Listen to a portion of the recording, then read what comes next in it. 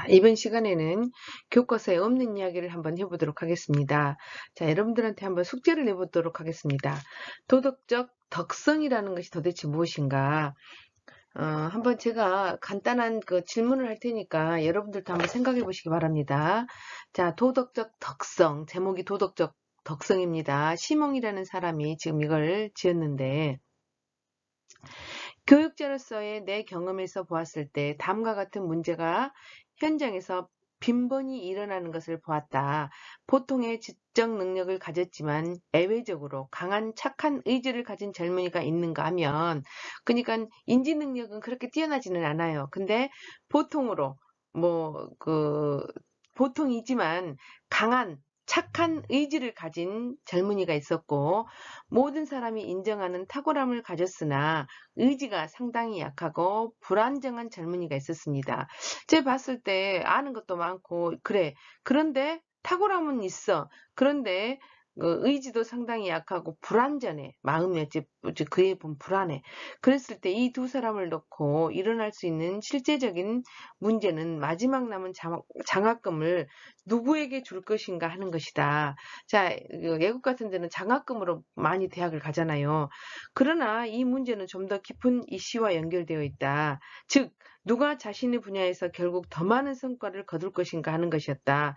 내 자신이 관찰했던 것을 기반으로 살펴보면, 시몽이라는 사람이 지금까지 관찰한 것을 보면, 나는 우연에 의해 주어진 탁월한 능력을 지닌 젊은이보다는 강한 의지를 지닌 젊은이를 선호한다. 불안정한 의지에 희생될 수 있는 탁월한 능력보다는 견고한 의지에 뒷받침을 받는 보통의 능력이 훨씬 더 유망한 것이다. 어떻게 보면 인간의 노력이 더 필요하다. 저 이렇게 이야기를 하는 것입니다. 그래서 여러분들은 내가 교수다고 생각했을 때 어떤 추천장을 썼을 때 어떤 사람을 쓸 것인가. 근데 요즘은 하도 말이 많으니까 성적순이에요. 성적순대로 우리 조카가 이번에 한 6년 전이에요. 지금 그때 조카가 대학교 다녔었던 게 6년 전에 추천서가 들어왔다고 합니다. 그랬는데 애가 성적이 좋았어요. 국민대 전자공학과를 나왔는데 갖고는 추천서를 받고 시험을 봤어요.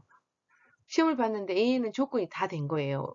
공대생인데도 전자공학과생이니까 공대생이잖아요. 공대생인데도 불구하고 토익 점수가 900점이 넘었고 아주 그 성적도 4점 몇이었고 4점이 넘었고 한국사도 다 따놓고 모든 조건이 갖춰져 있었어요. 그래서 그럼 너 한번 시험 봐봐라 하고 줬다는 겁니다. 그래서 합격을 했어요.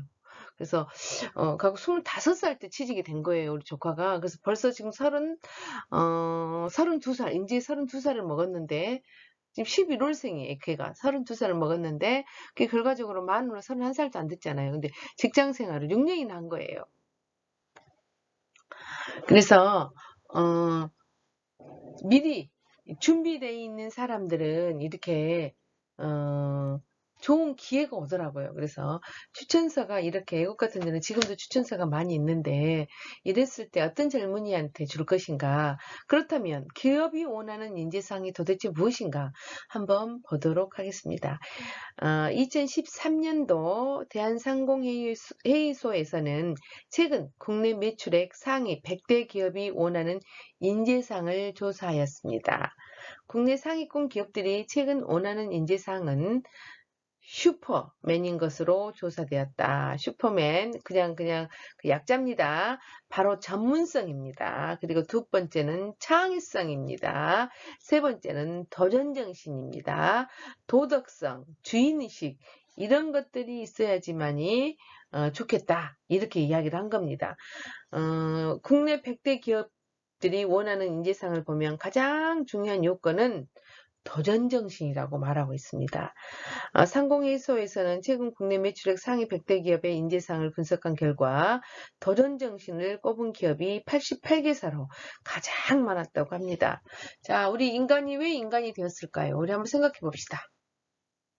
자, 그 많은 생명체 중에서 이제 진화생물학자 이야기입니다. 진화생물학자들이 말하기를 우리 인간이 왜 인간이 되었을까?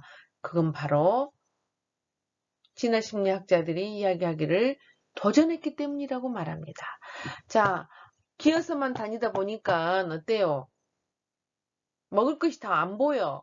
그래서 고개를 들어보고 위에 있는 열매를 따먹기 시작한 겁니다. 그러면서 이렇게 점차적으로 도전을 했다는 겁니다. 도전했기 때문에 우리 인간이 인간이고 이 지구를 지배하는 이유가 아닌가라고 말하는 심리학자들. 그 중에서도 진화 심리학자들이 말하고 있는 것입니다.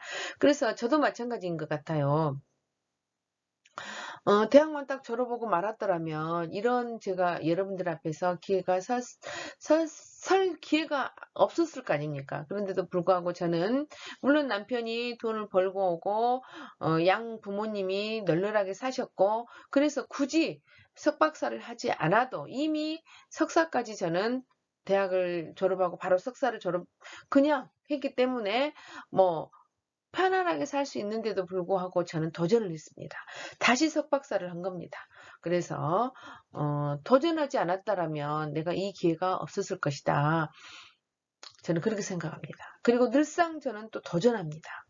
시험도 보고 예를 들어서 상담사 시험이 굉장히 생각보다 어려워요.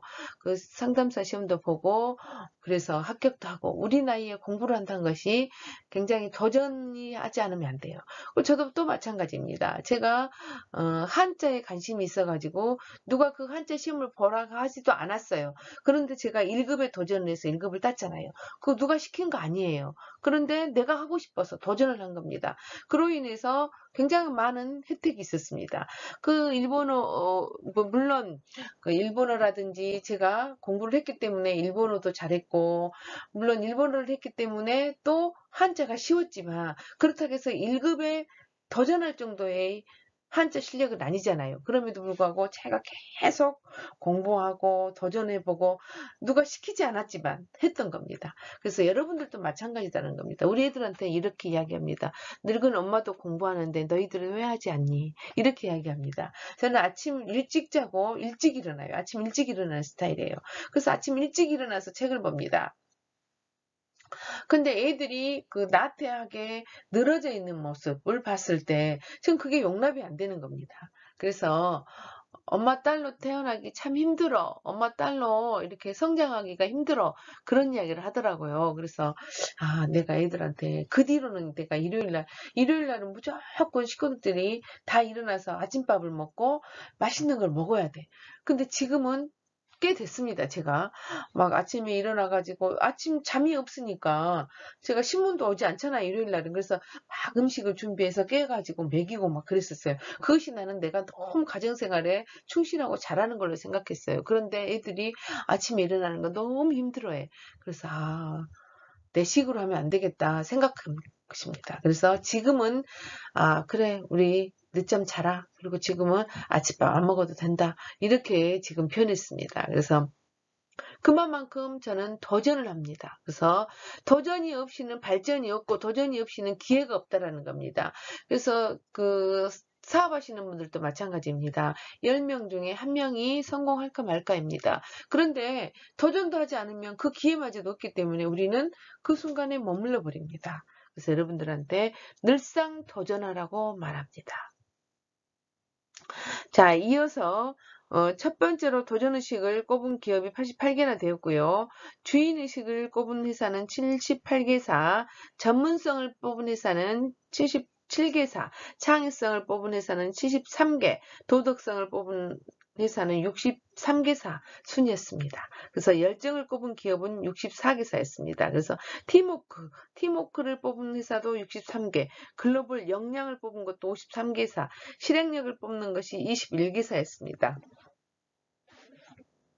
그래서 앞으로의 인재상은 도전의식이다라는 겁니다. 그래서 여러분들도 나이 먹은 나도 이렇게 늘상 공부하고 도전하고 누가 시키지도 않아도 하는데 내가 한자 1급을 따서 못하고 안 따서 무엇을 하겠습니까? 도전을 하는 겁니다. 그래서 여러분들도 마찬가지입니다. 특히 여러분들은 가치를 더 올려야 할 시기잖아요. 그래야 나의 가치를 올려야지만이 그 시급으로 환산할 수 없는 더 많은 돈을 벌 수가 있잖아요. 그렇기 때문에 여러분들이 도전을 해라라는 겁니다. 자, 자, 2008년도 분석 당시에 첫 번째 덕목으로 꼽혔던 것은 창의성이었습니다. 2013년도 현재 네 번째에서 두 번째 덕목이었던 전문성은 세 번째로 밀려난 것입니다. 그래서 반면 도전정신은 세 번째 덕목이었던 것이 으뜸 덕목으로 올라온 것입니다. 주인의식은 여덟 번째 덕목에서 두 번째 덕목으로 올라왔습니다. 그러니까 첫 번째가 도전의식이고 두 번째가 주인의식이다. 이렇게 점점 바뀌어가고 있다는 겁니다. 이전에는 기업들이 신기술 개발과 신사업 진출에 기여할 수 있는 창의적인 인재상을 원했다면 최근에는 또 어떤 것이 글로벌 어떤 경제 위기 속에서 강한 도전 정신과 주인의식으로 어떤 그 개척에 적극 나설 수 있는 인재를 더 선호하고 있다고 합니다. 자, 기업이 바라는 인재상에서 사원급은 전 직급에서 유일하게 노력하는 모습 자체가 좋은 인재의 잣대로 작용할 수 있는 때이다. 자신의 적성과 흥미를 효과적으로 업무와 연결해내는 전략이 필요하고 멘토를 만들어 활용하는 것이 도움이 된다. 또 기업은 적극적으로 직무교육을 받고 관련 자격증을 취득하는 등 실무 습득을 위해 노력하는 인재를 선호하기도 한다는 겁니다.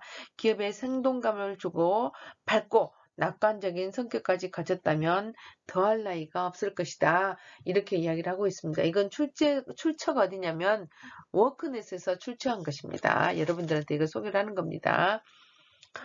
여러분들한테 또 강조하고 싶은 것은 뭐냐면 우리가 인성을 좀 높여야 된다는 겁니다.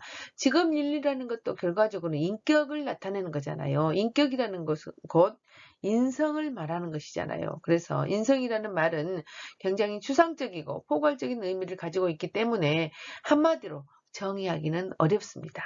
일반적으로 인성이란 인간의 보편적인 본성으로 각 개인의 특성과 사람 됨됨이를 말하며 선천적, 후천적, 환경적 요인에 의하여 형성되어 개인의 도덕적 판단 기준이 되고 외부의 사물이나 현상에 자극받아서 일정한 경향에 반응을 보이게 하는 개개인의 고유한 성품이라고 말할 수 있습니다. 그래서 여러분들이 고유한 개개인의 성품, 근데 이것들이 중요한 건 뭐냐면 선천적으로 있는 것도 있지만 후천적으로 환경에 의해서 또는 교육에 의해서 이런 것들이 길러진다라는 겁니다. 그래서 여러분들이 이 인성에 대해서도 길러야 한다는 거죠. 그래서 인성에 대한 기준의 정의를 정리해 보면 다음에 몇 가지로 간추려지는데 인성은 인간 다움을 말합니다.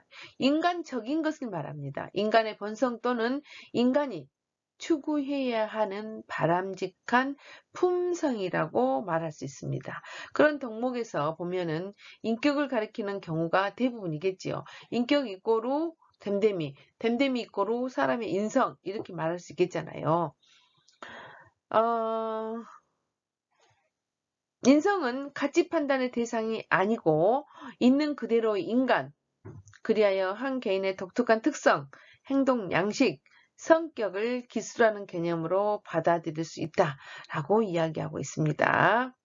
인성의 개념은 심리학자들은 철학 분야에서 다른 의미로 사용할 수 있잖아요. 근데 즉 이제 심리학 관점에서만 보자면 인성이라는 말이 중립어로 사용하고 있는데 성격이다, 캐릭터다 이렇게 이야기를 한다라는 겁니다. 그러면 철학적 입장에서는 어떻게 이야기하냐? 이거는 철학적 입장에서는 인격이라고 표현한다는 겁니다. 그러니까 심리학적으로 보면 성격이다, 철학적으로 보면 인격이다 이런 의미로 사용되고 있다라고 합니다. 즉 심리학에서는 인성을 인간 마음의 성향, 성격, 소질 등으로 후천적으로 길러지고 다듬어진다라고 말하는 것입니다.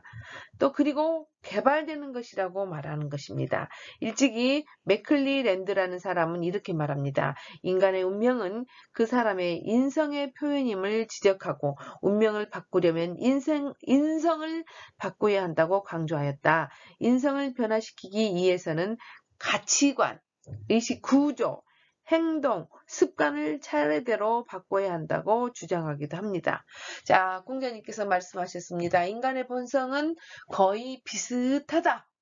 먹고 싶고 자고 싶고 이런 건 거의 인간의 본성이라는 것은 거의 비슷하다. 그런데 어디서 이게 바뀌냐?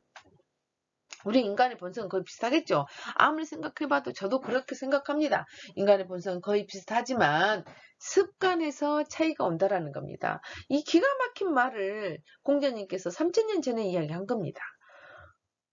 그렇죠.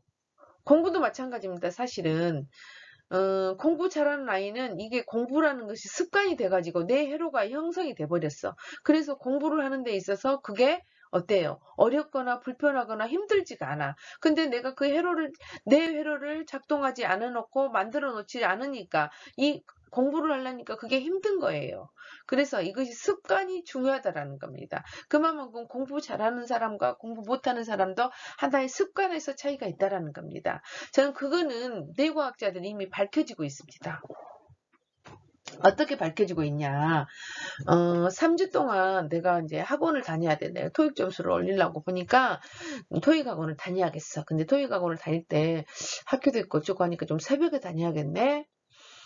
나 7시 못 돼서 일어나야 되는데 어떡하지? 근데 평상시에 저 같은 경우는 일찍 일어나니까 7시는 아무 뭐 개념이 없잖아요. 5시 반, 6시면 일어나는데 7시는 학원 얼마든지 갈 수 있잖아요. 내가 아침에 어떤 시간만 내면. 근데 친구들이 9시까지, 10시까지 잔 친구들은 7시에 일어난다는 것은 거의 불가능하잖아요. 그런데 그것을 3주 동안 꾸준히 맞춰놓고 일어나서 가고 일어나서 가고 일어나서 가고 3주를 해버리면 이 뇌라는 것이 내 생각보다 이 뇌라는 것이 굉장히 멍청하다고 합니다. 그렇게 반복되게 되면 그것이 그대로 뇌가 회로가 형성이 돼가지고 그렇게 할 때 그렇게까지 어렵지 않다라는 겁니다. 물론 어렵죠. 왜냐하면 인간의 잠이라는 것은 본능이기 때문에 어렵죠. 그렇지만 그렇게까지 어렵지 않게 된다는 겁니다. 그래서 여러분들도 늘상 뭔가를 했을 때 습관을 들여보라는 겁니다. 아침 일찍 일어나서 뭔가를 한다면 일찍 일어나서 뭔가 하고 아침에 학교 가기 전에 요즘 학교도 안 가잖아요. 그러니까 학교가 안 가기 전에 게임을 죽으라고 할 것이 아니라 25분 동안은 내가 뭔 일 있어도 집중해서 토익 공부를 해야 되겠다. 25분 2번은 내가 꼭 해야겠다. 토익 공부를 해야겠다. 그거를 딱 명심하고 습관을 들여놓는다면 여러분들도 토익을 잘하는 사람이 될 수 있다. 또 본성이 바뀔 수도 있다라는 겁니다. 그래서 인간의 본성은 비슷하나 다만 습관에서 차이가 난다. 공자님의 말씀을 여러분 늘상 참고하시기 바랍니다. 근데 뇌과학이 이미 발달돼가지고 이미 밝혀졌는데 공자님께서는 그때 시대에는 그 뇌과학이 발달되지 않았던 시절인데도 불구하고 이것을 이미 알았다라는 겁니다. 그래서 위대한 성인이 아닌가 싶습니다. 여기서 강조하는 점은 인성은 교육에 의해 변화가 가능하다라는 겁니다. 인성교육진흥법에 따르면 인성교육은 애절, 효도, 정직, 책임, 존중, 배려, 소통, 협동 등 8가지 주제로 인간다운 성품과 역량을 기르는 교육이라고 하였다. 본 매뉴얼에서 인성의 심리학적 개념과 인성교육진흥법 등을 바탕으로 개발 가능한 측면을 강조하고 있다는 겁니다.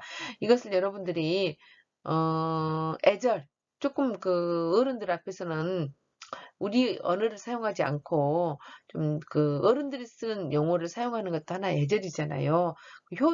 효도는 제가 누누이 이야기합니다. 인간의 본성입니다. 그거는 교자가 뭐라고 했어요? 효도 효자에다가 때릴 칠복자입니다. 2개가 합해져서 만든 글자입니다. 기본이 안 된 사람들은 기본이 되도록 때려서라도 가르쳐라. 이게 교라는 겁니다. 교육이라는 겁니다. 그래서 효도, 정직, 책임, 존중, 배려, 소통, 협동 이 8가지가 인성의 기본 바탕이다 라는 겁니다. 그럼 바람직한 인성이라는 것이 도대체 무엇인가 한번 보도록 하겠습니다. 인성이 개발됐다는 것은 개인이 인격적으로 성숙하다는 것을 의미합니다. 개인의 인성에 대해서 관심을 가지고 성숙한 인간으로 성장하기를 바라는 것은 자기 실현을 통해 행복한 삶을 살고자 하기 때문입니다. 여러분 강조합니다. 인성교육에 있어서 인성은 바람직한 인간의 성품과 역량을 가리킨다. 인성은 바람직한이라는 가치평가가 전제되어 있는 개념으로 바로 이 지점에서 그 성품과 역량에 관한 사회 전반의 합의와 개인적 차원의 보편성 지향이라는 열린 과정이 포함된다라는 겁니다. 자신의 내면을 바르고 건전하게 가꾸고 타인, 공동체, 자연과 더불어 살아가는 데 필요한 인간다운 성품과 역량을 길러주는 일을 인성교육으로 정의하고자 한다라는 겁니다. 여러 학자들은 바람직한 인성을 지닌 성숙한 인간의 특성을 밝히기 위해서 노력해왔고 이러한 노력의 결과로 바람직한 인간상을 제안한 학자들도 있습니다. 바람직한 인간상을 기술한 용어로는 성숙한 인간, 건강한 인간, 생산적인 인간, 자아실현적 인간, 충분히 기능하는 인간 등 다양한 개념이 사용되고 있습니다. 그래서 그냥 우리는 보통 인격이 되었다.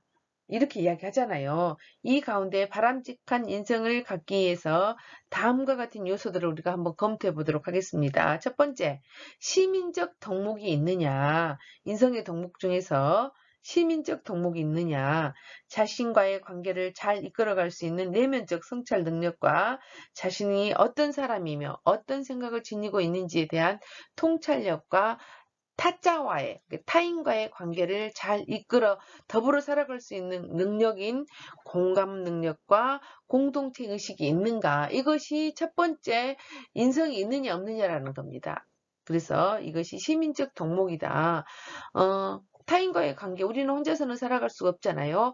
타인과의 관계를 잘 이끌어낼 수 있고 원만한 관계를 이끌어낼 수 있고 공감 능력이 있으며 공동체 의식을 갖고 있느냐가 중요하다. 두 번째로는 지적 덕목입니다. 합리성에 대한 부분으로 논리적 추론 능력과 같은 이성의 역할, 실천적 지혜, 문제 해결 능력 같은 것을 말합니다. 자, 도덕적 덕목입니다. 용기, 절제, 이해, 효, 성실, 정직 등 올바른 삶의 진행으로 차별화되며 아는 것을 실천으로 옮길 수 있는 태도로 삶의 도덕적 차원에서 대한 민감성과 도덕 판단 능력, 도덕적 동기와 대인관계 및 의사소통 능력 등을 말하고 있다. 그러니까 어떤 네가 알고 있는 어떤 도덕적 개념을 실천하느냐 이런 것도 중요하다는 겁니다.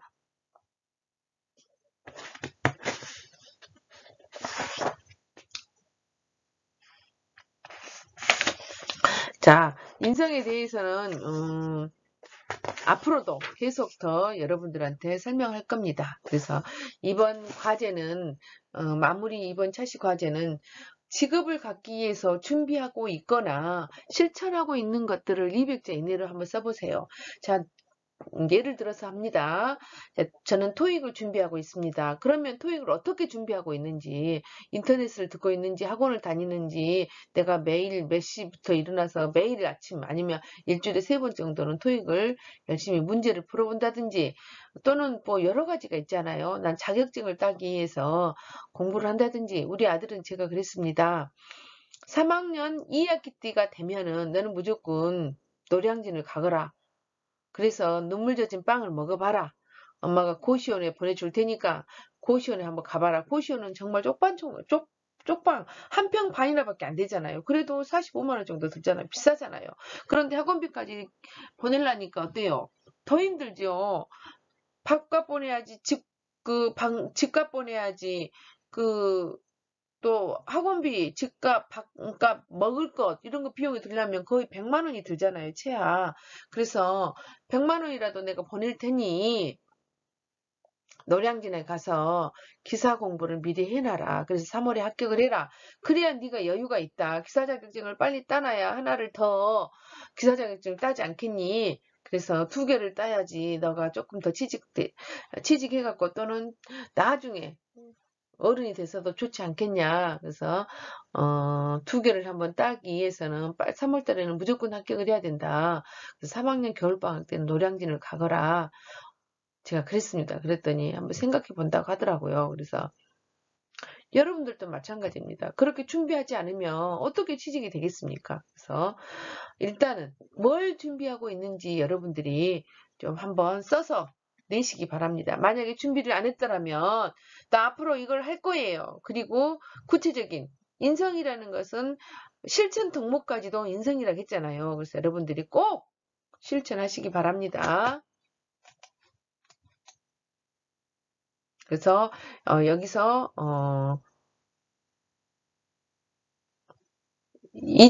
2주차는 끝내겠습니다. 3주차 때 보도록 하겠습니다.